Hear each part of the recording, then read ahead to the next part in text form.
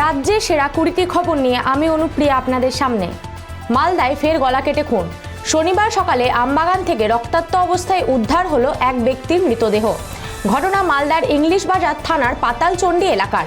মৃত ব্যক্তির নাম সুর রহমান, বাড়ি কালিয়াচক থানা সুজাপুর গ্রাম পঞ্চায়েতের চামগ্রাম বাগানবাড়ি এলাকায়। অন্যদিকে একই দিনে ইংলিশ বাজারের কুলিপাড়া এলাকায় ভাইকে খুনের অভিযোগ উঠেছে দাদার বিরুদ্ধে। মৃত ভাইয়ের নাম চন্দু পাসওয়ান। বাড়িতে পড়ে রয়েছে রক্তাক্ত মৃতদেহ। 8 বছরের শিশুর মৃত্যুর ঘটনায় চাঞ্চল্য হুগলির কোন্নগরের কানাইপুরে। ভর সন্ধেবেলা নিজের ঘরে কুপিয়ে খুন হতে হলো এক 4র্থ শ্রেণীর শিশুকে। ঘটনার তদন্তে চন্দননগর কমিশনারেটের পুলিশ। ত্রিপুরা থেকে বেঙ্গল সাফারি পার্কে আনা হয়েছে এক জোড়া পশুরাজ। সিংহের নাম রাখা হয়েছে আকবর আর সিংহীর নাম সীতা। এই সীতা নামে তীব্র আপত্তি রয়েছে বিশ্ব হিন্দু পরিষদের সদস্যদের। তাই তারা সীতা নাম বদল চেয়ে জলপাইগুড়ি সার্কিট বেঞ্চে রাজ্যের বিরুদ্ধে মামলা দায়ের করেছে। হাসপাতাল থেকে ছাড়া পেলেন বিজেপির রাজ্য সভাপতি সুকান্ত মজুমদার।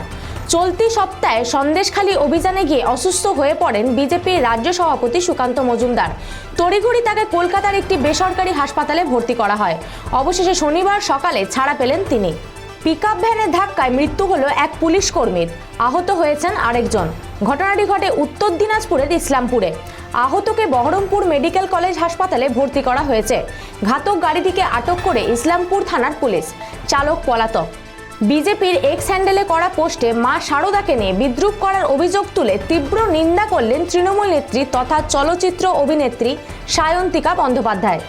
ফের ময়নাতদন্তের জন্য হাইকোর্টের নির্দেশে কবর থেকে তোলা হলো কিশোরীর মৃতদেহ। গত 27শে জানুয়ারি হরিহর পাড়ার ধরমপুর গ্রামে বছর 13-র এক কিশোরীর ক্ষতবিক্ষত মৃতদেহ উদ্ধার হয়।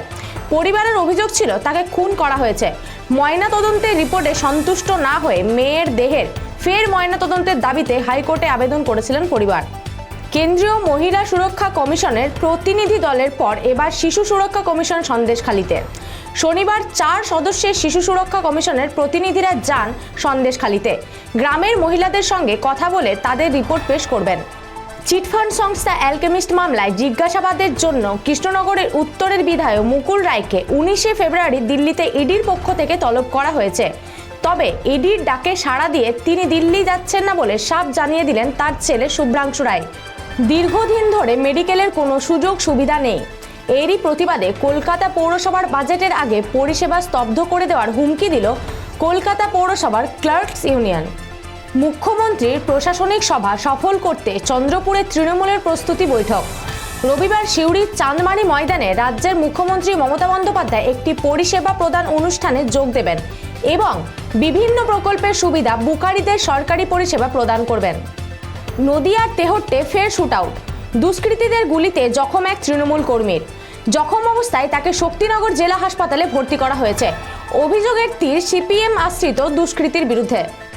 দলীয় কর্মীদের হাতে শারীরিকভাবে আক্রান্ত হওয়ার পরই পদত্যাগের সিদ্ধান্ত দক্ষিণ দমদম পৌরসভার 30 নম্বর ওয়ার্ডের কাউন্সিলর অরূপ হাজরার।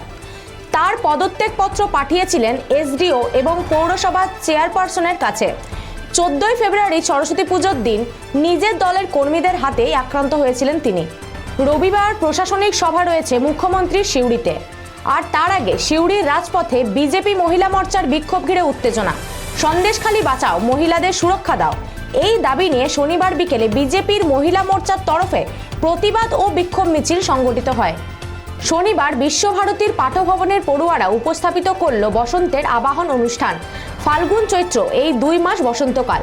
তাই ফাল্গুনের শুরুতে পাঠভবনের পক্ষ থেকে বসন্তকে আবাহন জানানো হয়। পাঠভবনের পড়ুয়ারদের নিয়ে বলা যেতে পারে নিজস্ব বসন্ত উৎসবের রূপ এই বসন্তের আবাহন। পাঠভবনের আম্রকুঞ্জের জহরবেদিতে অনুষ্ঠান শুরু হয়।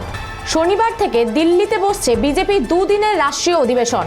মূলত দিল্লিতে দলের রাষ্ট্রীয় অধিবেশনে যোগ দেওয়ার প্রবল ইচ্ছের কারণে চিকিৎসকদের কাছে ছুটির আবেদন জানিয়েছিলেন সুকান্ত। তারপর শনিবার সকালে হাসপাতাল থেকে ছাড়া পেয়ে বিকেলে বিমান ধরে দিল্লি রওনা দেন তিনি। 1 সপ্তাহ ধরে নেই গ্রামের পানীয় জলের সরবরাহ। ক্ষোভে গ্রামের পাশেই তৈরি হওয়া রাস্তার কাজ আটকে বিক্ষোভ দেখালো গ্রামবাসীরা। ঘটনা বাঁকুড়ার খাতলা ব্লকের ফুলহরি গ্রামে। বিনোদন জগতে ফের দুঃসংবাদ। প্রয়াত হলেন অতীত দিনের বিশিষ্ট অভিনেত্রী অঞ্জনা ভৌমিক। বয়স ছিল 79 বছর। রেখে গেলেন দুই মেয়ে নীলাঞ্জনা ও চন্দনাকে। নীলাঞ্জনার স্বামী বিশিষ্ট অভিনেতা যিশু সেনগুপ্ত। খেলতে গিয়ে হাত ভেঙেছিল উচ্চ মাধ্যমিক পরীক্ষার্থীর।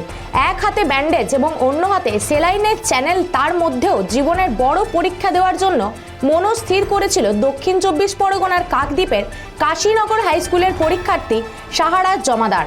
কিন্তু স্কুলের পক্ষ থেকে রাইটার না মেলায় স্বপ্নভঙ্গ হতে চলেছে সাহারাজের।